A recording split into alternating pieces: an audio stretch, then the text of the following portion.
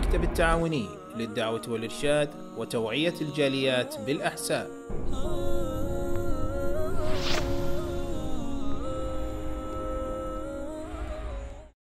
الحمد لله نحمده ونستعينه ونستغفره ونعوذ بالله من شرور أنفسنا ومن سيئات أعمالنا من يهده الله فلا مضل له ومن يضلل فلا هادي له وأشهد أن لا إله إلا الله وحده لا شريك له وأشهد أن محمدا عبده ورسوله. أما بعد فإن خير الحديث كتاب الله وخير الهدي هدي محمد صلى الله عليه وسلم وشر الأمور محدثاتها وكل محدثة بدعة وكل بدعة ضلالة وكل ضلالة في النار.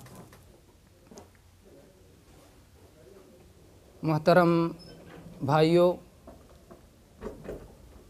یہ بات ہر بھائی جانتا ہے کہ اللہ تبارک و تعالیٰ نے ہمیں اپنی ہی عبادت کے لیے پیدا فرمایا ہے۔ اللہ تبارک و تعالیٰ نے قرآن مجید میں ارشاد فرمایا وَمَا خَلَقْتُ الْجِنَّ وَالْإِنسَ إِلَّا لِيَعْبُدُونَ، میں نے جناتوں کو اور میں نے انسانوں کو اس لیے پیدا کیا ہے تاکہ وہ میری ہی عبادت کریں، تاکہ میں انہیں حکم دوں کہ وہ میری ہی عبادت کریں۔ تو اس لیے اللہ تبارک و تعالیٰ نے پیدا فرمایا ہے۔ اللہ تعالیٰ نے پہلے جن کو کہا کہ میں نے جنوں کو پیدا فرمایا، پھر اللہ تعالیٰ نے انسانوں کو کہا کہ میں نے انسانوں کو پیدا فرمایا۔ جن کو پہلے اس لیے کہا کیونکہ اللہ تبارک و تعالیٰ نے جنوں کو ہم سے پہلے پیدا فرمایا، اور اللہ تبارک و تعالیٰ نے اس لیے بھی جنوں کو پہلے کہا کیونکہ بہت سارے انسان جنوں کی عبادت میں لگ جاتے ہیں۔ تو اللہ تعالیٰ نے فرمایا میں نے ان جنوں کو تو اس لیے پیدا کیا ہے کہ وہ میری ہی عبادت کریں، اور آپ وہ عبادت کے لیے پیدا کیے گئے ہیں، نہ کہ اس لیے پیدا کیے گئے ہیں کہ ان کی عبادت کی جائے۔ تو اللہ تعالیٰ نے فرمایا کہ ہم نے انسانوں کو اور جناتوں کو اس لیے پیدا فرمایا ہے تاکہ وہ صرف اللہ تعالیٰ کی عبادت کریں۔ یہ مسئلہ جب معلوم ہو گیا تو آپ یہ بھی ساتھ میں جان لیجئے کہ عبادت اسی وقت عبادت ہوتی ہے جب توحید کے ساتھ ہو۔ عبادت اسی وقت عبادت ہوتی ہے جب توحید کے ساتھ ہو۔ اگر عبادت میں شرک مل جائے تو پھر وہ عبادت اللہ کے ہاں قابل قبول نہیں رہ جاتی ہے۔ اللہ تبارک و تعالیٰ نے شرک کی وجہ سے اعمال کے مٹ جانے کا اور شرک کی وجہ سے عدم قبولیت کا بہت ساری جگہوں پر اللہ تبارک و تعالیٰ نے ذکر فرمایا ہے۔ اس کی مثال آپ ایسے سمجھ لیں، اس کو مثال سے سمجھ لیں کہ جیسے صلاۃ کے لیے طہارت ضروری ہے۔ طہارت کے بغیر اگر کوئی شخص صلاۃ پڑھتا ہے تو وہ قابل قبول نہیں ہے۔ آپ چاہے جتنا اچھا رکوع کریں، چاہے جتنا اچھا سجدہ کریں، چاہے جتنی اچھی تلاوت کریں، چاہے جتنے دیر تک اور چاہے جتنی لمبی صلاۃ پڑھیں، لیکن اگر وہ بے وضو ہے، اگر جو ہے بلا طہارت کے ہے، تو پھر وہ صلاۃ اللہ کے ہاں قابل قبول نہیں ہے۔ اسی طرح سے عبادات کا معاملہ ہے کہ اگر عبادات میں جو ہے توحید نہیں ہے تو عبادت اللہ کے ہاں قابل قبول نہیں ہے۔ آپ صلاۃ پڑھیں، زکوٰۃ دیں، حج کریں، صوم رکھیں، لیکن توحید کے بغیر تو پھر وہ اللہ کے ہاں قابل قبول نہیں ہے، کیونکہ اللہ تبارک تعالیٰ نے فرمایا ہے وَمَا أُمِرُوا إِلَّا لِيَعْبُدُوا اللَّهَ مُخْلِصِينَ لَهُ الدِّينَ۔ انہیں حکم دیا گیا تھا اس بات کا کہ اللہ تبارک و تعالیٰ کی عبادت کریں، اللہ کے لیے ہی اپنی توحید کو، اپنے اعمال کو خالص کر کے، اللہ کے لیے اپنی عبادت کو خالص کر کے۔ اللہ کے لیے عبادت جب خالص ہوتی ہے تو اللہ کے ہاں قابل قبول ہوتی ہے، اور اگر اللہ کے لیے خالص نہیں ہے تو عبادت قابل قبول نہیں ہے۔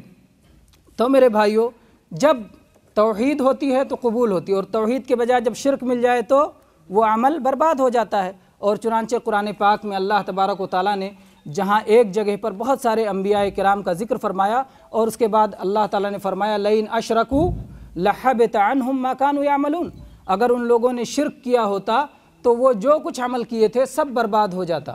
اور خود آخری نبی جناب محمد الرسول اللہ صلی اللہ علیہ وسلم کے بارے میں بھی اللہ تبارک و تعالیٰ نے فرمایا لَئِنْ أَشْرَكْتَ لَيَحْبَطَنَّ عَمَلُكَ، اے اللہ کے نبی صلی اللہ علیہ وسلم اگر آپ بھی شرک کریں گے تو آپ کا عمل برباد ہو جائے گا، آپ کا بھی عمل برباد ہو جائے گا۔ تو شرک جب کسی عمل میں مل جاتا ہے تو اس کو تباہ اور برباد کر دیتا ہے، اس کو مٹا دیتا ہے، اس کو ختم کر دیتا ہے، اور شرک جو ہے کرنے والے کا کوئی بھی عمل اس کے کام کے لائق نہیں رہ جاتا ہے۔ جب آپ یہ بات جان گئے کہ شرک اگر ہمارے عمل میں آ گیا، شرک ہماری عبادتوں میں آ گیا، تو اس کو مٹا دے گا، اس کو اللہ کے ہاں قابل قبول نہیں رہنے دے گا، تو کیا یہ جاننا ضروری نہیں کہ شرک کیا ہے؟ انتہائی ضروری ہے کہ ہم جانیں کہ شرک کیا ہے جس کی وجہ سے ہمارے اعمال مٹ جاتے ہیں، اور توحید کیا ہے جس کی وجہ سے ہمارا عمل قبول ہو جاتا ہے۔ بہت سارے لوگ یہ سمجھتے ہیں کہ شرک یہ ہے کہ اللہ، جیسے ہم اللہ کو پیدا کرنے والا جانتے ہیں کسی اور کو بھی پیدا کرنے والا مان لیں، جیسے اللہ کو روزی دینے والا جانتے ہیں کسی اور کو بھی روزی دینے والا مان لیں۔ یہ شرک تو کبھی نہیں تھا، کفار مکہ بھی ایسا شرک نہیں کرتے تھے، کفار مکہ بھی ایسا شرک نہیں کرتے تھے۔ ابو لہب بھی اللہ کو جو ہے اللہ کو ہی پیدا کرنے والا جانتا تھا، وہ اپنے بتوں کو پیدا کرنے والا نہیں مانتا تھا۔ چنانچہ آئیے ان جو ہے 4 قواعد کو اگر ہم اپنے سامنے رکھتے ہیں تو شرک بہت واضح ہو کر کے ہمارے سامنے آ جاتا ہے۔ 4 باتوں کو اگر ہم ذہن میں رکھیں تو شرک بہت کلیئر ہمیں سمجھ میں آ جاتا ہے۔ پہلی بات یہ کہ رسول اللہ صلی اللہ علیہ وسلم نے جن لوگوں سے قتال کیا، جن لوگوں سے جنگ کی، جن لوگوں سے لڑائی لڑی، جن لوگوں کو کافر و مشرک قرار دیا، وہ اللہ تبارک و تعالیٰ کو پیدا کرنے والا، اللہ تبارک و تعالیٰ کو اس کائنات کا مالک، اللہ تبارک و تعالیٰ کو اس کائنات میں تصرف کرنے والا اور تدبیر کرنے والا، یہ سب مانتے تھے، لیکن اس کے باوجود وہ اسلام میں داخل نہیں مانے گئے۔ چنانچہ قرآن پاک میں اللہ تبارک و تعالیٰ نے فرمایا قُلْ مَنْ يَرْزُقُكُم مِّنَ السَّمَاءِ وَالْأَرْضِ أَمَّن يَمْلِكُ السَّمْعَ وَالْأَبْصَارَ وَمَنْ يُخْرِجُ الْحَيَّ مِنَ الْمَيِّتِ وَيُخْرِجُ الْمَيِّتَ مِنَ الْحَيِّ وَمَنْ يُدَبِّرُ الْأَمْرَ فَسَيَقُولُونَ اللَّهُ فَقُلْ أَفَلَا تَتَّقُونَ۔ اے اللہ کے نبی صلی اللہ علیہ وسلم آپ ان سے کہہ دیجئے مَنْ يَرْزُقُكُم مِّنَ السَّمَاءِ وَالْأَرْضِ، تمہیں آسمان و زمین سے روزی کون دیتا ہے؟ اللہ کے نبی کو اللہ تعالیٰ نے کیا فرمایا کہ آپ ان سے کہیے کفار مکہ سے کہ آسمان و زمین سے تم کو روزی کون دیتا ہے؟ تمہاری جو ہے بصارت کا اور سماعت کا، تمہارے سننے اور دیکھنے کا مالک کون ہے؟ مردے کو زندے سے اور زندے کو مردے سے کون نکالتا ہے؟ تو اور اس کائنات کی تدبیر کون کرتا ہے؟ فَسَيَقُولُونَ اللَّهُ۔ ان کا جواب کیا ہوگا کفار مکہ کا؟ یہ سب اللہ کرتا ہے، یہ سب اللہ کرتا ہے۔ فَقُلْ أَفَلَا تَتَّقُونَ، تو اللہ کے نبی ان سے کہہ دیجئے کہ جب تم یہ سب کرنے والا اللہ ہی مانتے ہو تو اس ہی اللہ سے ڈرتے کیوں نہیں؟ عبادت صرف اسی کی خالص کیوں نہیں کرتے؟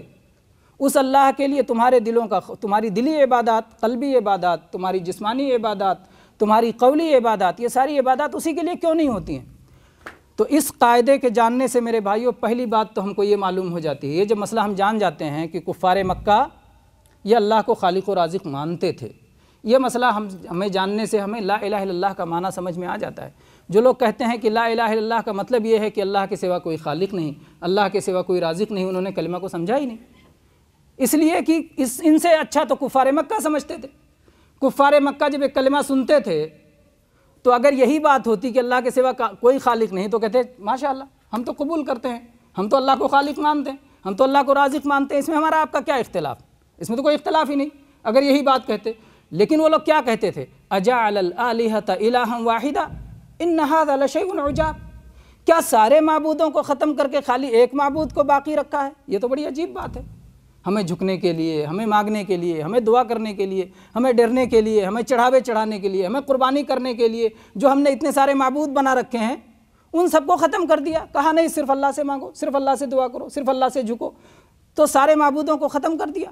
تو میرے بھائیوں آج جو بہت سارے لوگ کلمہ کی یہ تفسیر کرتے ہیں ان سے اچھا معنی تو کفار مکہ جانتے تھے۔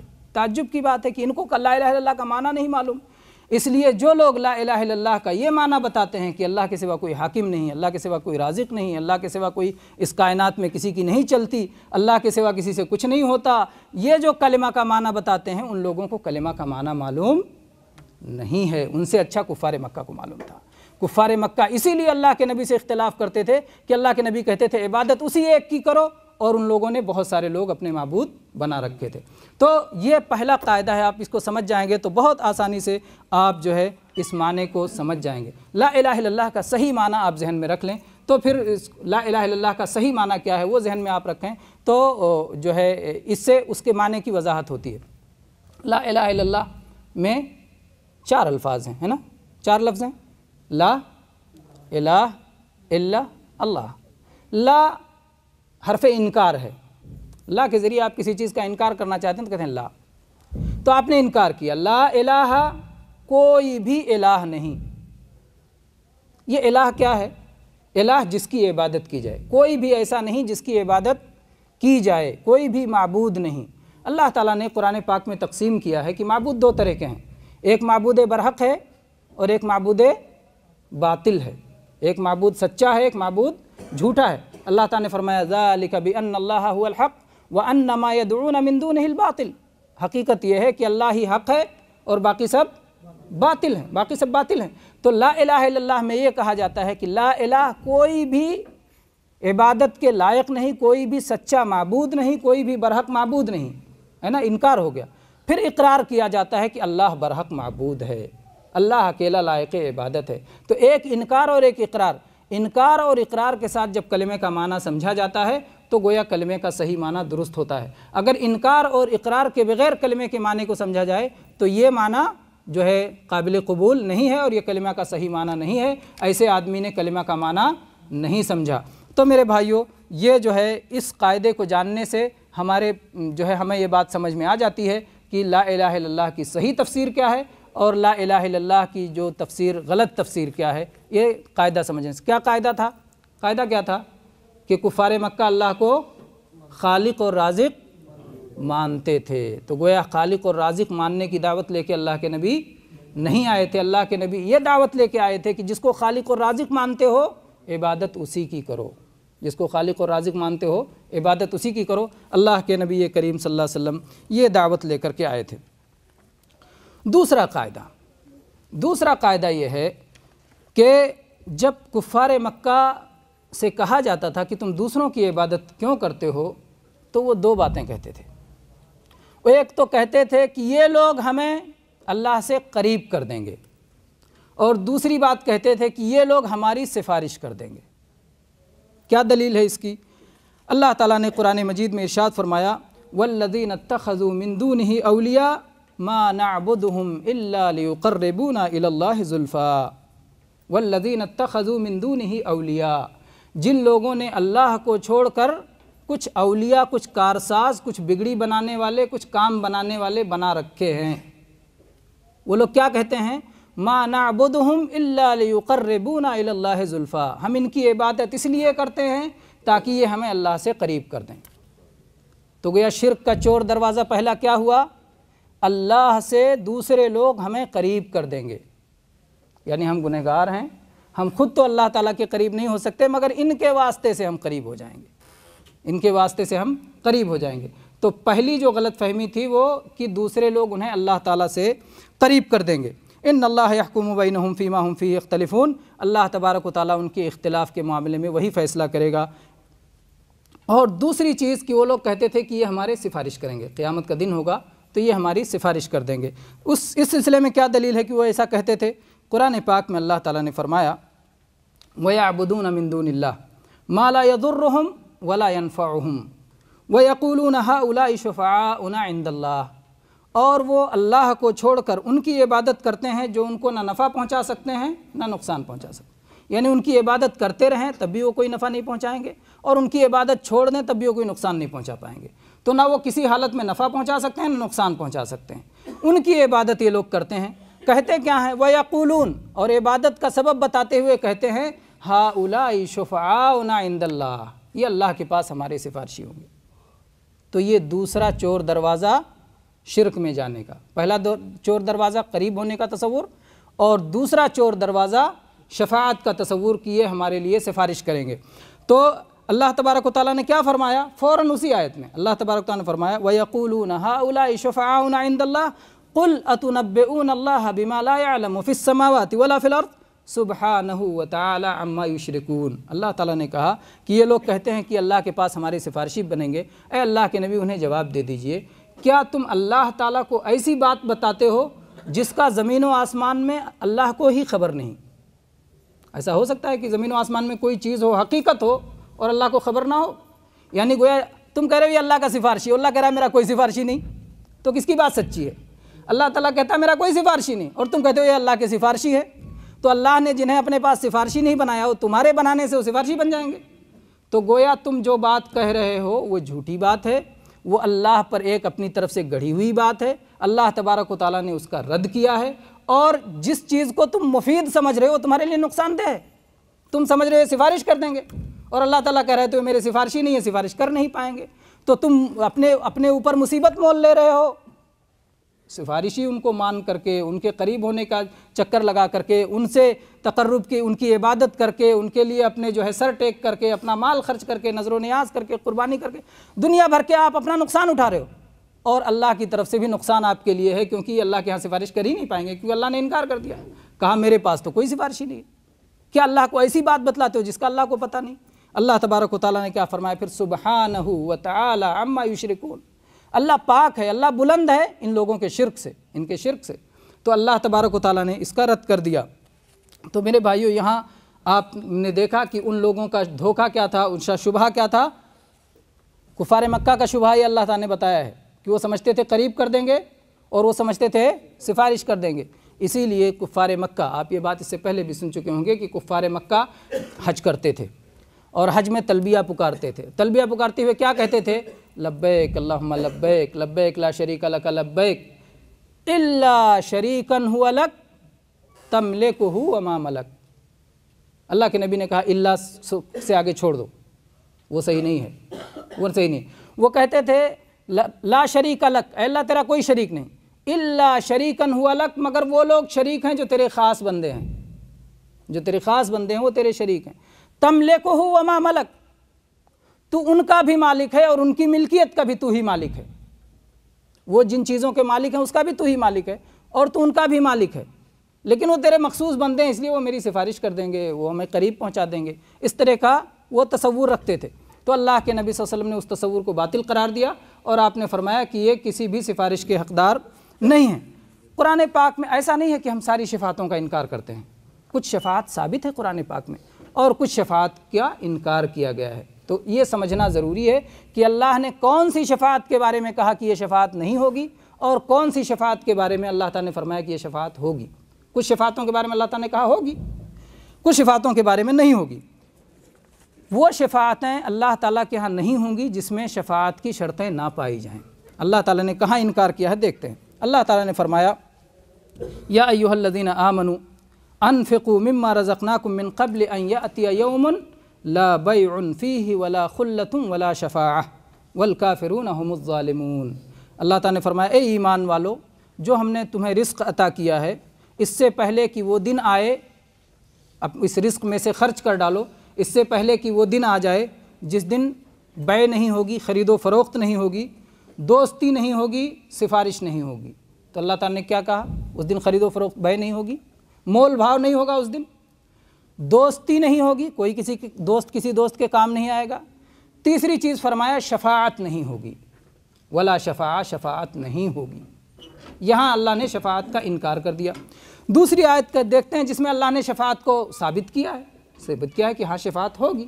کیسے ہوگی؟ اللہ تعالیٰ نے فرمایا من ذا الذی یشفع عندہ الا باذنہ، آیت الکرسی میں اللہ تعالیٰ نے فرمایا کون ہے جو اللہ تبارک و تعالیٰ کے پاس سفارش کرے گا مگر اللہ کی اجازت سے۔ کون ہے اللہ کے پاس سفارش کرے گا مگر اللہ کی اجازت سے؟ گویا جب اللہ تعالیٰ کی اجازت ہوگی تو سفارش کر پائے گا۔ تو ایک شرط مل گئی کہ سفارش اجازت کے بغیر نہیں ہوگی۔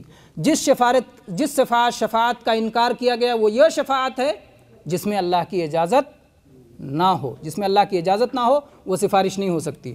دوسری شرط کیا ہے؟ دوسری شرط اللہ تبارک و تعالیٰ نے قرآن مجید کی ایک اور آیت میں فرمایا وَلَا يَشْفَعُونَ إِلَّا لِمَنِ ارْتَضَىٰ، اللہ کے پاس سفارش نہیں کر سکتے مگر انہی کے لیے جن سے اللہ تعالیٰ جن کی شفاعت کے لیے راضی ہو۔ تو دو شرطیں ہو گئی، ایک تو کون سفارش کرنا چاہتا ہے اس کو اللہ تعالیٰ اجازت دے، اور کس کے لیے سفارش کرنا چاہتا ہے اس کے لیے اللہ اپنی رضا ظاہر کرے۔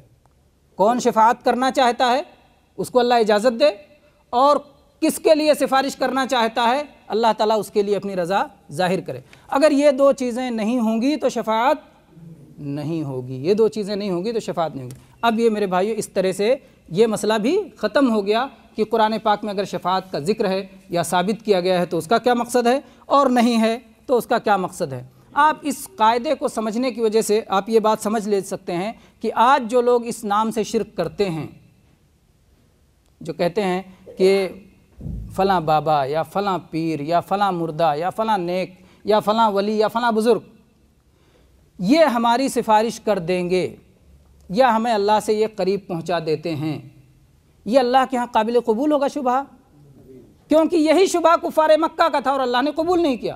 تو جب اللہ تعالیٰ نے کفار مکہ کا شبہ قبول نہیں کیا تو آپ کا شبہ کیسے قبول ہو جائے گا؟ جو چیز ان سے قبول نہیں آپ سے بھی قبول نہیں، تو یہ شبہ قابل قبول نہیں ہوگا۔ اسی طرح سے الٹا ہے، الٹا ہو گیا، یہ چیز ان کے خلاف چلی گئی۔ وہ شفاعت پا سکتے تھے لیکن جو طریقہ انہوں نے اپنایا اس کی وجہ سے شفاعت سے محروم ہو جائیں گے۔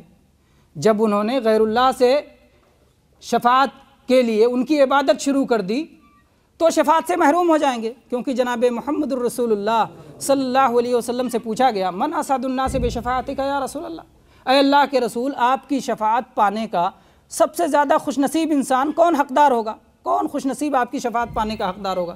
تو آپ نے کیا فرمایا؟ من قال لا الہ الا اللہ یبتغی بذلک وجہ اللہ، جو آدمی لا الہ الا اللہ اللہ کی رضا کے لیے پڑھتا ہو، دل کے اخلاص کے ساتھ پڑھتا ہو، توحید کے ساتھ، جس نے لا الہ الا اللہ کا اقرار کیا ہو، تو توحید کے ساتھ اگر لا الہ الا اللہ کا اقرار کیا ہے تو اسے شفاعت ملے گی، اور اگر توحید نہیں رہ گئی تو شفاعت اسے نہیں ملے گی، کیونکہ اللہ تبارک و تعالیٰ شرک والوں سے راضی ہوگا؟ نہیں، اللہ شرک والوں سے کبھی نہیں راضی ہوگا۔ اللہ تعالیٰ نے تو اعلان کر دیا ہے انہ من یشرک باللہ فقد حرم اللہ علیہ الجنہ، جو اللہ کے ساتھ شرک کرے گا اللہ نے اس پر جنت حرام کر دیا ہے۔ اللہ تبارک و تعالیٰ نے فرمایا ان اللہ لا یغفر ان یشرک بہ ویغفر ما دون ذلک لمن یشاء، اللہ تبارک و تعالیٰ اس بات کو کبھی معاف نہیں فرمائے گا کہ اس کے ساتھ کچھ بھی شرک کیا جائے، اور اس کے علاوہ جس کے لیے جو گناہ چاہے اللہ معاف کر دے۔ تو اللہ شرک والوں سے راضی نہیں ہوگا، اور اللہ نے کہا کہ اللہ کے پاس سفارش اسی کی ہو سکتی ہے جن کے لیے اللہ اپنی رضا ظاہر کرے، اور اللہ تبارک و تعالیٰ شرک والوں کے لیے اپنی رضا نہیں ظاہر کرے گا، اس لیے شرک والوں کی شفاعت نہیں کر سکتا ہے، اس لیے شرک کر کے یہ لوگ شفاعت سے محروم ہو گئے۔ شفاعت چاہتے ہیں نا، توحید پہ آؤ شفاعت ملے گی، توحید پہ آؤ شفاعت ملے گی، لیکن توحید کو چھوڑ کر کے شفاعت چاہتے ہو تو یہ شفاعت نہیں ملے گی، بلکہ یہ عذر اللہ کے ہاں قابل قبول نہیں ہوگا، اور اس وجہ سے شفاعت سے محروم ہو جاؤ گے۔ میرے بھائیوں، اس کو جو ہے بہت اچھے انداز میں مثال دے کر کے بات اس طرح بھی سمجھائی جا سکتی ہے کہ دنیا میں 3 طرح کی شفاعتیں پائی جاتی ہیں، دنیا میں 3 طرح کی شفاعتیں پائی جاتی ہیں۔ ایک کو کہا جاتا ہے شفاعت وجاہت، اور ایک کو کہا جاتا ہے شفاعت محبت، اور ایک کو کہا جاتا ہے شفاعت بالاذن۔ اس کو مثال سے سمجھائیں گے تو بات انشاءاللہ آپ کو سمجھ میں آ جائے گی۔ شفاعت وجاہت یہ ہے کہ کوئی مقام و مرتبے والا شخص ہو، مثلا بادشاہ کے یہاں وزیر، مشیر، یا کوئی مملکت کا کوئی اہم شخص جو ہے، اس کا مقام ہے، بادشاہ کے یہاں ایک مقام ہے، ایک مرتبہ ہے، بادشاہ اس کی جو ہے رعایت کرتا ہے بہت سارے امور میں۔ کسی آدمی نے جرم کیا، بادشاہ اس کو سزا دینا چاہتا تھا کہ وہ کھڑا ہو گیا، وزیر کھڑا ہو گیا، اور وزیر کے مقام و مرتبے سے خوف کھا کر کے کہ ایسا نہ ہو اگر میں اسے معاف نہ کروں تو میرا وزیر ناراض ہو جائے گا، اور میرا وزیر میری سلطنت میں گڑبڑی پیدا کر سکتا ہے، اس لیے اس کی بات بادشاہ مان لیتا ہے۔ تو یہ چیز جو ہے اللہ تعالیٰ کے ہاں ایسی سفارش نہیں ہے، شفاعت وجاہت، یعنی کسی کے جاہ و مقام اور مرتبے کا خیال رکھتے ہوئے اللہ اسے ڈر جائے، یہ شفاعت نہیں ہے۔ اللہ تبارک و تعالیٰ کسی سے ڈرتا نہیں، اللہ کسی سے ڈرتا نہیں، سب اس سے ڈرتے ہیں، بڑے سے بڑے اس سے ڈرتے ہیں۔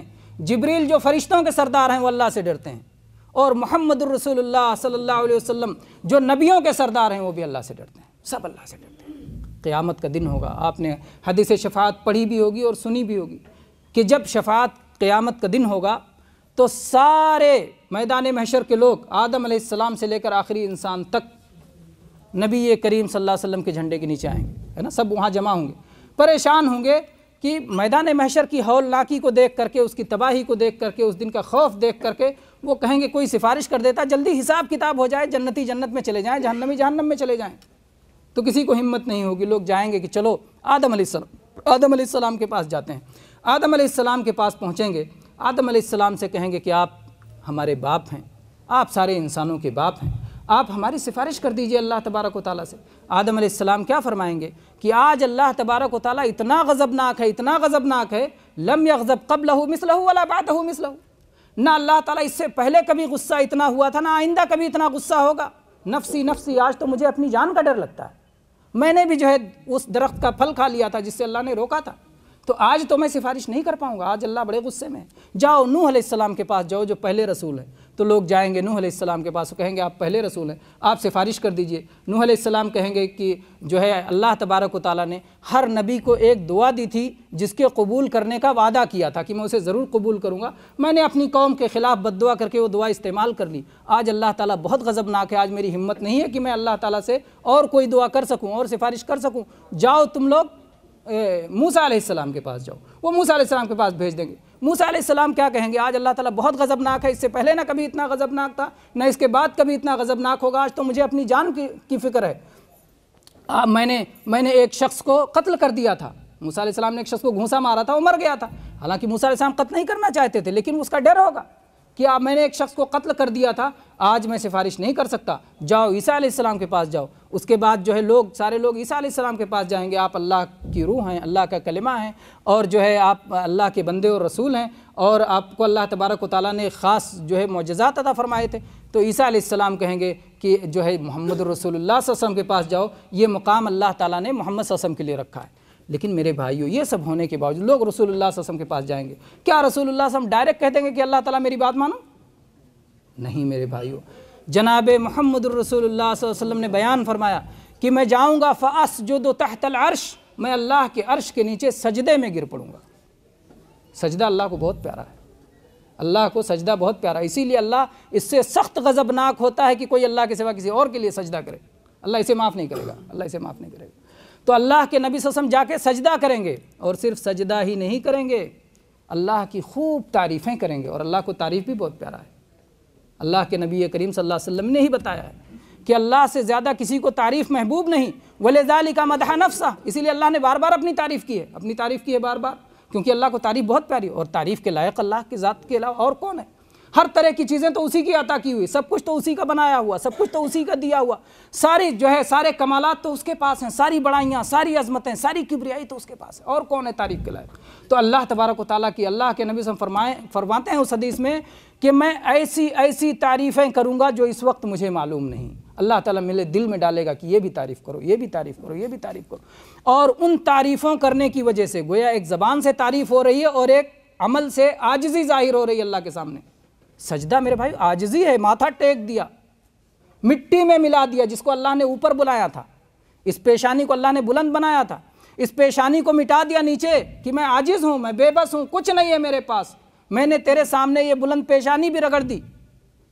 تو عمل سے بھی اپنی عاجزی کا، اپنی بندگی کا، اپنی درماندگی کا، اپنی کمزوری کا اور انسانوں کی بے بسی کا جب اظہار کریں گے، اور اپنے قول سے بھی، زبان سے بھی آپ کی تعریفیں کریں گے، اللہ تعالیٰ خوش ہو جائے گا، اللہ تعالیٰ راضی ہو جائے گا۔ اللہ کہے گا یا محمد ارفع راسک سل تعطا اشفع تشفع، اے محمد صلی اللہ علیہ وسلم اپنا سر اٹھائیے، مانگیے آپ کو دیا جائے گا، سفارش کیجیے آپ کی قبول کی جائے گی۔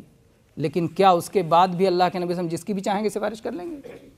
نہیں میرے بھائی، اس کے بعد بھی سفارش اسی کی کر پائیں گے جو آپ بتا کے گئے ہیں۔ آپ نے کہا کہ میری سفارش کا حقدار کون ہوگا؟ ایک تو یہ مقام محمود، یہ جو ساری انسانیت کے لیے سفارش ہوگی، شفاعت کبریٰ، اس میں جہنم سے نکال کے جنت میں لے جانے والی سفارش نہیں ہے، یہ نہیں ہے، یہ صرف حساب و کتاب کے لیے ہے، احوال موقف سے کمی کے لیے ہے، اور وہ اللہ تعالیٰ نے منع نہیں کیا، اس میں منع نہیں کیا۔ لیکن جہنم جن کے لیے اللہ نے مقرر کر دیا ہے، ان کو جنت میں نکالنے کے لیے سفارش نہیں ہو سکتی ہے، جہنم ہی میں کم ہو جائے گا عذاب۔ ابو طالب کا استثناء حاصل ہے، ابو طالب نے بڑی جو ہے نبی صلی اللہ علیہ وسلم کی خدمت کی، نبی صلی اللہ علیہ وسلم کے لیے بڑی قربانیاں دیں، نبی صلی اللہ علیہ وسلم کے لیے اپنی قوم سے جنگ مول لیا، نبی کریم صلی اللہ علیہ وسلم کے لیے انہیں بہت کچھ کیا، لیکن ایمان نہیں لائے، توحید کو نہیں اپنایا، شرک پہ قائم رہے، اس لیے وہ بھی جنت میں نہیں جا سکتے، وہ بھی جنت میں نہیں جا سکتے۔ اللہ کے نبی کریم صلی اللہ علیہ وسلم سے عبداللہ ابن آپ کے چچا عباس رضی اللہ عنہ نے پوچھا کہ ابو طالب کیا آپ کس کام آئے؟ تو آپ نے فرمایا کہ میری وجہ سے تو وہ جہنم کے اوپری حصے میں ہوں گے، چھچلی جگہ میں ہوں گے، اگر میں نہیں ہوتا تو جہنم کی سب سے گہرائیوں میں ہوتے۔ تو آپ بھی اللہ کے نبی صلی اللہ علیہ وسلم بھی جنت میں انہیں نہیں لے جا سکتے، اس لیے کہ جنت کو اللہ تعالیٰ نے کافروں اور مشرکوں پر حرام کر دیا ہے۔ انہ من یشرک باللہ فقد حرم اللہ علیہ الجنہ، اللہ نے جنت کو حرام کر دیا کافروں اور مشرکوں پر۔ تو جو شرک کرے گا وہ جنت میں جا نہیں سکتا، جنت چاہتے ہیں تو شرک چھوڑنا پڑے گا، شرک سے توبہ کرنا ضروری ہے، اور شفاعت شرک والوں کو حاصل نہیں ہوگی۔ تو بہرحال بات یہاں سے چلی تھی کہ ایک ہوتی ہے شفاعت وجاہت کہ اپنے مقام و مرتبے کی وجہ سے سفارش کر لے، یہ اللہ کے ہاں نہیں ہوگا۔ شفاعت کی دوسری صورت ہے شفاعت محبت۔ جیسے بادشاہ کے ہاں مجرم آ گیا اور بادشاہ اس کو سزا دینا چاہتا تھا کہ بادشاہ کا بیٹا کھڑا ہو گیا، بادشاہ کی بیوی کھڑی ہو گئی کہ اگر آپ اسے معاف نہیں کریں گے میں ناراض ہو جاؤں گی۔ بیٹا ناراض ہو جائے گا جس سے بادشاہ کو جس سے بڑی محبت ہے، بیوی ناراض ہو جائے گی جس سے بادشاہ کو بڑی محبت ہے۔ ان کی ناراضگی کے ڈر سے، ان کی ناراضگی کے خوف سے ان کو معاف کر دے، یہ شفاعت محبت ہے۔ اللہ کے ہاں یہ بھی نہیں۔ اللہ جس سے محبت کرتا ہے، یہ اللہ کا فضل ہے کہ اس سے محبت کرتا ہے، اور اس کی ناراضگی سے اللہ ڈرتا نہیں ہے۔ اس جیسے کروڑوں لاکھوں بے شمار اللہ پیدا کر سکتا ہے، اللہ تعالیٰ ایسے لوگوں کو بے شمار پیدا کر سکتا ہے جن سے وہ محبت کرے گا۔ اللہ تبارک و تعالیٰ اہل ایمان سے محبت کرتا ہے، اہل احسان سے محبت کرتا ہے، اہل تقوی سے محبت کرتا ہے، لیکن اللہ نے کیا فرمایا؟ وَإِن تَتَوَلَّوْا يَسْتَبْدِلْ قَوْمًا غَيْرَكُمْ، اگر تم اللہ سے پیٹھ پھیرو گے اللہ بدل کے دوسری قوم پیدا کرے گا۔ تم سے محبت کرتا ہے تو یہ اللہ کی مجبوری نہیں ہے، نعوذ باللہ، اللہ کسی کے سامنے مجبور نہیں ہے۔ جہاں آیت میں وَإِذْ قَالَ اللَّهُ يَا عِيسَى ابْنَ مَرْيَمَ أَأَنْتَ قُلْتَ لِلنَّاسِ اتَّخِذُونِي وَأُمِّيَ إِلَٰهَيْنِ مِن دُونِ اللَّهِ قَالَ سُبْحَانَكَ مَا يَكُونُ لِي أَنْ أَقُولَ مَا لَيْسَ لِي بِحَقٍّ إِن كُنتُ قُلْتُهُ فَقَدْ عَلِمْتَهُ تَعْلَمُ مَا فِي نَفْسِي وَلَا أَعْلَمُ مَا فِي نَفْسِكَ إِنَّكَ أَنْتَ عَلَّامُ الْغُيُوبِ۔ اللہ تعالیٰ نے فرمایا کہ اس وقت کو یاد کرو جب اللہ تبارک و تعالیٰ عیسیٰ ابن مریم سے پوچھے گا، کہے گا کہ اے عیسیٰ، اے مریم کے بیٹے عیسیٰ، کیا تم نے لوگوں سے کہا تھا کہ مجھ کو اور میری ماں کو معبود بنا لو اللہ کو چھوڑ کر؟ دیکھیں آج جو ہے عیسیٰ علیہ السلام کی عبادت کرنے والے نصرانی، صلیب کی عبادت کرنے والے، وہ عیسیٰ علیہ السلام کی گستاخی کر رہے ہیں اس طرح سے ان کی عبادت کر کے، مریم علیہ السلام کی عبادت کر کے ان کو اللہ کے سامنے مشکل میں کھڑا کر رہے ہیں۔ اللہ تعالیٰ پوچھے گا عیسیٰ تم نے حکم دیا تھا کہ مجھے اور میری ماں کو معبود بنا لو؟ عیسیٰ علیہ السلام کیا کہیں گے؟ اللہ کے خوف سے تھرا جائیں گے عیسیٰ علیہ السلام، اللہ کے جو ہے اولو العزم پیغمبروں میں سے ہیں، کہیں گے کہ سبحانک، اللہ تو پاک ہے، ہر قسم کے شرک سے پاک ہے، اللہ میں تیری تسبیح کرتا ہوں، سبحانک، میں تیری پاکی بیان کرتا ہوں، میں تیری تسبیح کرتا ہوں، ما یکون لی ان اقول ما لیس لی بحق، اے اللہ جس کا مجھے حق نہیں میں اسے کیسے کہہ سکتا ہوں، جس کا مجھے حق نہیں میں وہ بات کیسے کہہ سکتا ہوں؟ ان کنت قلتہ فقد علمت، اے اللہ اگر میں نے کہا ہوتا تو تجھے معلوم ہوتا، اے اللہ اگر میں نے ایسا کہا ہوتا تو تجھے معلوم ہوتا، تعلم ما فی نفسی ولا اعلم ما فی نفسک، اے اللہ میرے دل میں کیا ہے تو جانتا ہے، تیرے دل میں کیا ہے مجھے کچھ معلوم نہیں۔ اللہ سب کچھ جانتا ہے لیکن ہم سب کچھ جانتے نہیں ہیں۔ کہا انک انت علام الغیوب، اللہ تو غیبوں کا جاننے والا ہے، یعنی نبی تو غیب نہیں جانتا۔ عیسیٰ علیہ السلام کہہ رہے ہیں کہ اللہ جب میں دنیا سے چلا آیا تو نے مجھے دنیا سے اٹھا لیا، میں کیا جانوں میرے پیچھے یہ کیا کر رہے ہیں؟ نبی غیب تھوڑی جانتے، نبی غیب نہیں جانتے۔ تو کہتے ہیں عیسیٰ علیہ السلام مجھے کیا پتا کہ ان لوگوں نے کیا کیا کیا، اے اللہ تعالیٰ مجھے حق نہیں تھا کہ میں کہوں کہ میری عبادت کرو، میری ماں کی عبادت کرو، میں شرک کی دعوت دے سکتا ہوں، میں تو توحید کی دعوت کے لیے گیا تھا، میں تو تیری ہی عبادت کی طرف بلانے کے لیے میں گیا تھا، تو میں کیسے کہہ سکتا تھا؟ تو یہ جو ہے نبیوں کی عبادت کرنے والے موجود تھے اور ان کی عبادت شرک کے زمرے میں آتی ہے، جس کو کہ اللہ تعالیٰ نے یہاں بتایا۔ اسی طرح سے قرآن پاک میں ایک اور جگہ اللہ تعالیٰ نے فرمایا اولئک الذین یدعون یبتغون الی ربہم الوسیلۃ ایہم اقرب ویرجون رحمتہ ویخافون عذابہ، یہ لوگ جن سے دعا مانگتے ہیں، یہ لوگ جن سے دعا کرتے ہیں، وہ لوگ تو اللہ تبارک و تعالیٰ کی قربت تلاش کر رہے ہیں اور ان میں سے مقابلہ چل رہا ہے کہ کون اللہ سے زیادہ قریب ہو جائے، وہ اللہ تعالیٰ کی رحمتوں کی امید کرتے ہیں اور وہ اللہ کے عذاب سے ڈرتے ہیں۔ اس آیت کا جب ہم شان نزول دیکھتے ہیں تو یہ بات زیادہ سمجھ میں آتی ہے۔ اس میں اللہ تبارک و تعالیٰ نے یہ فرمایا کہ یہ لوگ یعنی مکہ کے کچھ لوگ جن سے دعا مانگ رہے ہیں، جن کی عبادت کر رہے ہیں، وہ لوگ تو وہ ہیں کہ وہ خود اللہ سے قریب ہونا چاہتے ہیں۔ تو بتایا گیا کہ کچھ جنات یہ ان کی عبادت کرتے تھے، کفار مکہ جناتوں کی عبادت کرتے تھے، اور جنات وہ مسلمان ہو گئے اور اس کے بعد میں وہ اللہ سے قریب ہونا چاہتے تھے، وہ اللہ کی رحمتوں کی تلاش میں رہتے تھے، اللہ کے عذاب سے ڈرتے تھے، اور یہ لوگ یہ سمجھتے تھے کہ جو ہے ہم تو ان کی حالانکہ وہ خود اللہ کی عبادت کر رہے تھے۔ تو یہاں گویا صالحین کی عبادت کا جو ہے ذکر کیا گیا، اور یہ کبھی بھی ہو سکتا ہے، یہ کفار مکہ کے ساتھ خاص نہیں ہے۔ وہ بندے جو اللہ تعالیٰ کی رحمت کی امید رکھتے ہیں، اور اللہ کے عذاب سے ڈرتے رہیں۔ اگر کوئی ان کی عبادت کرتا ہے تو ان پر یہ آیت فٹ ہوگی کہ تم ان کی عبادت کر رہے ہو، حالانکہ وہ لوگ تو اللہ کی عبادت کرتے ہیں۔ اور کتنے افسوس اور دکھ کی بات ہے میرے بھائیوں کہ کچھ لوگ ایسے ہیں جو اس آیت کے برخلاف لوگوں کو تعلیم دیتے ہیں۔ وہ کیا کہتے ہیں کہ جو ہے ایک پیر نے اپنے مرید کو کیا سکھایا کہ میرا نام لیتے ہوئے تو پانی پہ چلے آ۔ پیر نے مرید کو سکھایا کہ میرا نام لے کے تو پانی پہ چلے آ۔ پانی پہ چلتا رہا مرید، اور جب پیر کے قریب پہنچا تو سنا کہ پیر تو یا اللہ پکار رہا ہے، تو اس نے بھی کہنا شروع کیا یا اللہ، وہ ڈوب گیا۔ یہ شرک سکھانے کے لیے کہانی گڑھی، ایک قصہ گڑھی، جن کے پاس قرآن کی دلیل نہیں ہوتی، جن کے پاس نبی کریم صلی اللہ علیہ وسلم کے فرمان کی دلیل نہیں ہوتی، جن کے پاس اقوال صحابہ اور سیرت صحابہ کی دلیل نہیں ہوتی، تو ان لوگ یا تو خواب گڑھتے ہیں، یا تو کہانیاں گڑھتے ہیں، یا دوسری چیزیں گڑھتے ہیں دلیل بنانے کے لیے۔ میرے بھائی، یہ چیزیں دلیل نہیں ہے ہمارے لیے دلیل ہے اللہ کا کلام اور نبی کریم صلی اللہ علیہ وسلم کا فرمان، اور صحابہ کرام نے جس طرح سے اس کو سمجھا، اور سلف صالحین اور ائمہ دین نے جس طرح سے اس کو سمجھا، اس طرح ہم آج سمجھیں گے۔ کہانیوں سے دین نہیں سمجھا جاتا، قوالیوں سے دین نہیں سمجھا جاتا، خوابوں سے دین نہیں سمجھا جاتا، حکایات و منامات سے دین نہیں سمجھا جاتا میرے بھائیوں۔ بہرحال تو میں یہ کہہ رہا تھا کہ یہ نیکوں کو معبود بنانے کی یہ دلیل اس آیت میں ہے کہ وہ لوگ نیکوں کی بھی عبادت کیا کرتے تھے۔ اسی طرح سے میرے بھائیوں اللہ تبارک و تعالیٰ نے ایک اور آیت میں فرمایا افرأیتم اللات والعزی ومناۃ الثالثۃ الاخری، کہ تم نے دیکھا لات و عزیٰ اور منات، یہ جو کفار کے بت تھے، جو ہے ان کا بھی ذکر کیا، تو گویا ان چیزوں کی بھی وہ لوگ جو ہے پتھروں کی، درختوں کی، ان سب کی بھی وہ عبادت کیا کرتے تھے۔ تو ان چیزوں کو بھی اللہ تعالیٰ نے ذکر کیا۔ اللہ نے ان سب میں کسی میں فرق نہیں کیا کہ اگر نبی ہوگا تو کوئی بات نہیں، نبی کی عبادت کرو کوئی بات نہیں، ولی کی عبادت کرو کوئی بات نہیں، پتھروں کی عبادت کرنے والا ہی مشرک ہوگا، نہیں، سب مشرک ہیں۔ جو اللہ کو چھوڑ کر کسی کی بھی عبادت کریں کوئی فرق نہیں کیا جائے گا، سب کے سب مشرک قرار پائیں گے۔ اس سلسلے میں ایک حدیث بھی دیکھتے ہیں میرے بھائیوں، بات اور زیادہ واضح ہوگی۔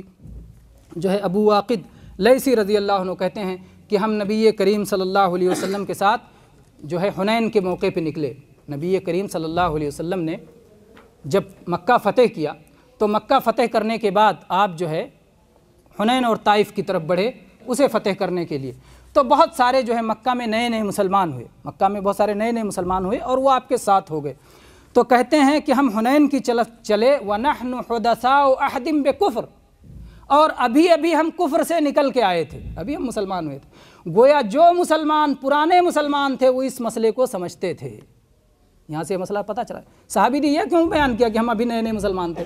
گویا ہم یہ مسئلہ نہیں سمجھ پا رہے تھے، توحید کو بھی ہم نے پوری طرح نہیں سمجھا تھا، لیکن جو پرانے مسلمان تھے، جو پہلے سے نبی صلی اللہ علیہ وسلم کی توحید کو، دعوت کو سیکھ رہے تھے، وہ سمجھ رہے تھے، وہ جانتے تھے۔ تو کیا کیا؟ اور کہتے ہیں کہ مشرکوں کے پاس ایک بیری کا درخت تھا، اور اس بیری کے درخت کے پاس وہ مجاور بن کے بیٹھا کرتے تھے۔ وہاں جو ہے وہاں عبادت کے لیے وہ بیٹھا کرتے تھے، اعتکاف کیا کرتے تھے، اور اپنے درختوں کو تبرک کے لیے اس درخت پہ اپنی ہتھیاروں کو تبرک کے لیے اس درخت پہ لٹکایا کرتے تھے۔ تو ہم جسے ذات انوات، اس درخت کو نام ذات انوات تھا، ہم جو ہے اس درخت کے ہم نے دیکھا کہ مشرکین ایسا کرتے ہیں، تو ہمارا بھی اس درخت کے پاس سے، اس بیری کے درخت کے پاس سے ہمارا بھی گزر ہوا۔ تو ہم نے کہا کہ اللہ کے نبی صلی اللہ علیہ وسلم ہمارے لیے بھی ایک ایسا درخت بنا دیجئے خاص، کہ ہم بھی اس درخت پہ جو ہے تلوار لٹکائیں، ہتھیار لٹکائیں، اس سے تبرک لیں، اس کے پاس بیٹھیں اور سمجھیں کہ اس سے فیض پہنچے گا، ہم کو، اس سے برکت ملے گی ہمارے لیے بھی متعین کر دیجئے۔ تو جناب محمد الرسول اللہ صلی اللہ علیہ وسلم نے کیا فرمایا؟ سبحان اللہ، اللہ پاک ہے، اللہ کی تسبیح بیان کی، اللہ پاک ہے تمہارے شرک سے۔ تاللہ لقد سألتم کما سأل قوم موسیٰ لموسیٰ اجعل لنا الہا کما لہم آلہہ، کہ اللہ کی قسم تم نے تو ویسے ہی سوال کیا ہے جیسے موسیٰ علیہ السلام کی قوم نے موسیٰ علیہ السلام سے کہا تھا کہ جیسے ہمارے مخالفوں، دشمنوں جو ہے مشرکوں کے پاس معبود ہیں ویسے ہمارے لیے بھی معبود بنا دیجئے۔ تو تم بھی مشرکوں، تو ایک تو تشبہ بالمشرکین، مشرکوں کی مشابہت ہمارے لیے حرام ہے۔ مشرک جو کام کریں وہ موحد نہیں کرتا، توحید والا شرک والوں جیسا کام نہیں کرتا۔ تو اللہ کے نبی صلی اللہ علیہ وسلم نے یہاں کیا کہا کہ تم نے بھی ویسے مانگا ہے جیسے جو موسیٰ علیہ السلام کی قوم نے مانگا تھا۔ تو اس سے معلوم ہوتا ہے مشرکوں کی مشابہت حرام ہے۔ دوسری بات اس سے یہ معلوم ہوتی ہے کہ انسان بہت جلدی دھوکہ کھا جاتا ہے۔ ابھی توحید قبول کیا، ابھی لا الہ الا اللہ کا اقرار کیا، کافر تھے، مسلمان ہو گئے لا الہ الا اللہ پڑھ کے کہ کوئی بھی لائق عبادت نہیں، لیکن اس کے بعد کہا تبرک کے لیے درخت چاہیے، تو بہت جلدی شرک میں آدمی چلا جاتا ہے۔ بہت جلدی شرک کی طرف پلٹ جاتا ہے، اس لیے شرک سے آگاہ رہنا بہت ضروری ہے میرے بھائیوں۔ بہت سارے لوگ کہتے ہیں مسلمانوں کو شرک بتانے کی کیا ضرورت ہے؟ لقمان علیہ السلام کیا تھے؟ اللہ کے نیک بندے۔ لقمان علیہ السلام نے اپنے بیٹے کو نصیحت کرتے ہوئے کہا تھا یا بنیا لا تشرک باللہ ان الشرک لظلم عظیم، بیٹے شرک نہ کرنا، شرک بہت بڑا ظلم ہے۔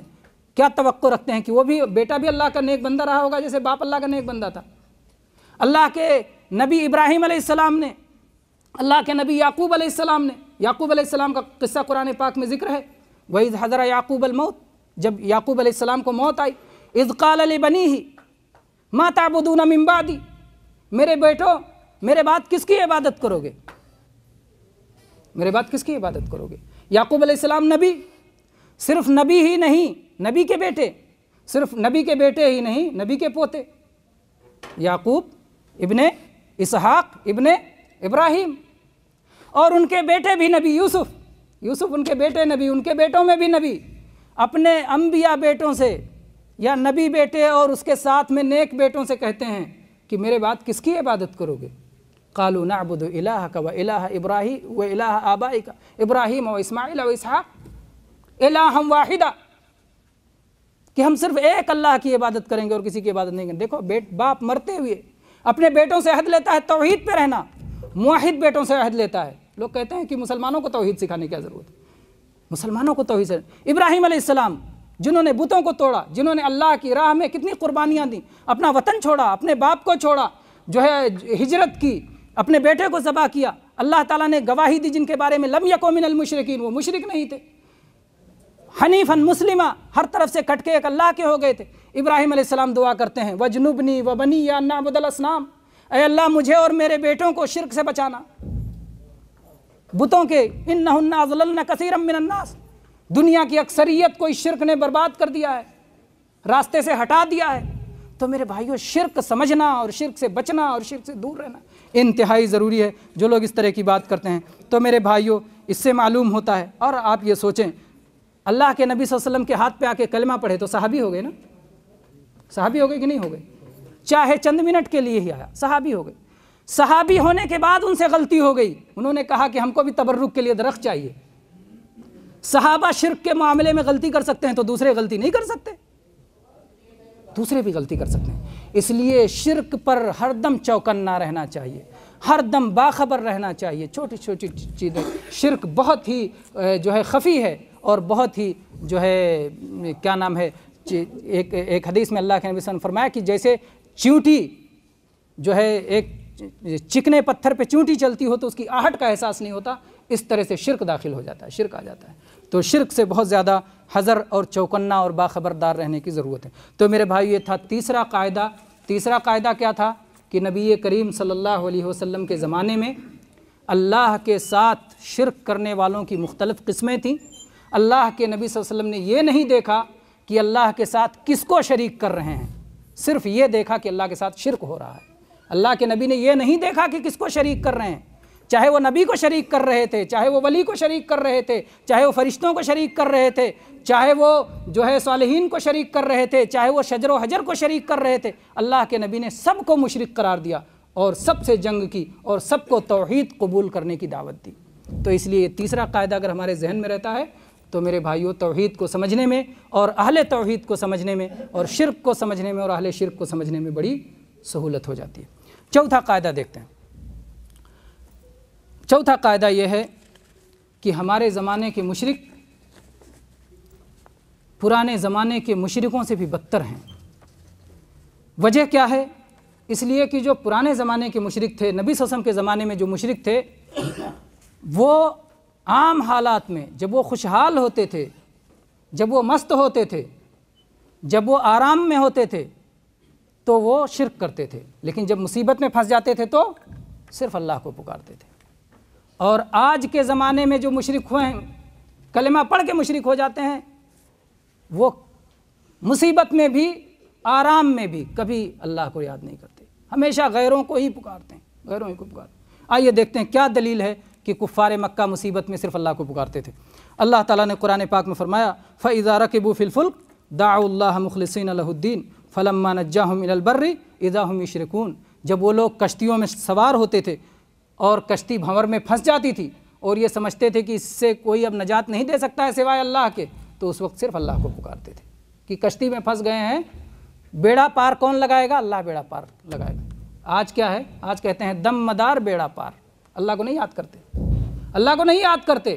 ایک شخص نے تو ایسا جو ہے اپنی کتاب میں اپنا واقعہ لکھا ہے کہ میں نے جب بھی پکارا یا غوث ہی پکارا، معاذ اللہ، اللہ اس کفر سے ہم سب کو بچائے، شرک سے بچائے۔ کہتا ہے کہ جب بھی پکارا یا غوث پکارا، اللہ کبھی یاد ہی نہیں آیا اس کو، اللہ کبھی یاد ہی نہیں آیا۔ تو یہ حالت ہے کہ جب مصیبت میں بھی پھنستے ہیں، راحت میں ہو، نعمت بھی ہو، کسی بھی حالت میں ہو، کفار مکہ کا شرک راحت اور آرام میں ہوتا تھا لیکن مصیبت میں تو اللہ کو پکارتے۔ آج مصیبت میں بھی ہوتے ہیں تو بھی غیر اللہ کو پکارتے ہیں، نعمت میں بھی ہوتے ہیں تو بھی غیر اللہ کو پکارتے ہیں۔ مطلب کفار مکہ ان سے بہتر سمجھتے تھے کلمہ کو۔ اللہ کے نبی سے اختلاف کیوں کر رکھا تھا؟ کہتا تھا کہ سارے معبودوں کو ختم کر کے ایک ہی بنا دیا سارے معبودوں کو ختم کر کے۔ تو وہ جانتے تھے کہ اگر کلمہ ہم پڑھ لیں گے سب کو چھوڑنا پڑے گا، اگر کلمہ پڑھ لیں گے تو سب کو چھوڑنا پڑے گا، لات کو چھوڑنا پڑے گا، عزا کو چھوڑنا پڑے گا، منات کو چھوڑنا پڑے گا، سورج کی اگر عبادت کر رہے ہیں تو اس کو چھوڑنا پڑے گا، چاند کو چھوڑنا پڑے گا، جن کی بھی ہم عبادت کر رہے ہیں اللہ کو چھوڑ کر۔ آپ جانتے ہیں جب اللہ کے نبی کریم صلی اللہ علیہ وسلم نے جب مکہ کو فتح فرمایا تو کعبہ کے اندر کتنی مورتیاں تھیں؟ 360 مورتیاں۔ ان مورتیوں کو خالی شو کے لیے رکھے تھے کہ ان کی عبادت ہوتی تھی۔ آپ کو پتہ ہے کہ اس میں ابراہیم علیہ السلام کی بھی مورتی تھی، اس میں اسماعیل علیہ السلام کی بھی مورتی تھی، اور ان کے ہاتھوں میں کیا تھا؟ ان کے ہاتھوں میں تیر تھمایا ہوا تھا، ان سے تیر نکلوایا کرتے تھے وہ لوگ، اور اللہ کے نبی کریم صلی اللہ علیہ وسلم نے جب مکہ فتح کیا اور مورتیوں کو وہاں سے نکالا تو یہ کیا کہا کہ ابراہیم علیہ السلام کی مورتی ہے رہنے دو، اسماعیل علیہ السلام کی مورتی ہے رہنے دو؟ نہیں، نبی کی بھی مورتی بنائی جائے، اور مورتی بنا کے عبادت کیا تو عبادت، اور بلا مورتی بنائے اگر قبر پہ عبادت کیا تو عبادت نہیں ہے، تو بھی عبادت ہی۔ عبادت جو بھی غیر اللہ، میرے بھائیو اب عبادت کا مسئلہ تھوڑا سا سمجھ لیں اور پھر انشاءاللہ بات کو ختم کرتے ہیں۔ عبادت جو ہے، عبادت قلبی بھی ہوتی ہے، عبادت قولی بھی ہوتی ہے زبان سے، اور عبادت اعضاء سے بھی ہوتی ہے۔ قلبی عبادات محبت یہ قلب کی عبادت ہے، جیسی محبت اللہ سے ہو ویسی محبت اور کسی سے نہیں ہونا، اگر ویسی محبت کسی اور کے لیے رکھ لیا تو شرک ہو جائے گا۔ اللہ تعالیٰ نے فرمایا وَمِنَ النَّاسِ مَن يَتَّخِذُ مِن دُونِ اللَّهِ أَندَادًا يُحِبُّونَهُمْ كَحُبِّ اللَّهِ وَالَّذِينَ آمَنُوا أَشَدُّ حُبًّا لِلَّهِ۔ کچھ لوگ ایسے ہیں کہ اللہ جیسے دوسروں کو بنا کر کے ان سے ویسی محبت کرتے ہیں جیسی محبت اللہ سے ہونی چاہیے۔ ایمان والے سب سے زیادہ اللہ سے محبت کرتے ہیں۔ قیامت کا دن ہوگا تو مشرکین کیا کہیں گے؟ اپنے معبودوں سے کیا کہیں گے؟ کہیں گے ہم بڑی غلطی میں تھے، اذ نسویکم برب العالمین، جب ہم نے تم کو رب العالمین کے برابر کر دیا تھا۔ رب العالمین کے برابر کس معاملے میں کیا تھا مشرکین نے؟ ان کو پیدا کرنے والے مان کے برابر نہیں کیا تھا، ان کو روزی دینے والا مان کے برابر نہیں کیا تھا، ان کو عبادتوں کے معاملے میں برابر کیا تھا۔ جیسے اللہ سے محبت رکھتے تھے ویسے ہی محبت ان سے رکھتے تھے، جیسے اللہ سے ڈرتے تھے ویسے ان سے بھی ڈرتے تھے، جیسے اللہ سے امید لگاتے تھے ویسے ان سے بھی امید لگاتے تھے، جیسے اللہ پہ توکل کرتے تھے ویسے آج تو حالت یہ ہو گئی ہے میرے بھائیوں کہ کچھ لوگ غیر اللہ سے زیادہ ڈرتے ہیں، اللہ سے زیادہ غیر اللہ سے ڈرتے ہیں۔ ان سے کہو مسجد میں قسم کھا لو، کھا لیں گے، کہہ دو مزار پہ قسم کھا لو، نہیں کھائیں گے۔ کہو اللہ کا نام لے کے قسم کھا لو، جھوٹی قسم کھا لیں گے، اور بابا کا نام لے کے قسم کھا لو، جھوٹی قسم نہیں کھائیں گے، ڈر جاتے ہیں۔ اللہ سے زیادہ غیر اللہ سے ڈرتے ہیں۔ یہ محبت عبادت ہے، خوف عبادت ہے، خشیت عبادت ہے، تقوی عبادت ہے، توکل عبادت ہے، رجا عبادت ہے، اللہ سے امید لگانا، اللہ سے لو لگانا، رغبت عبادت ہے۔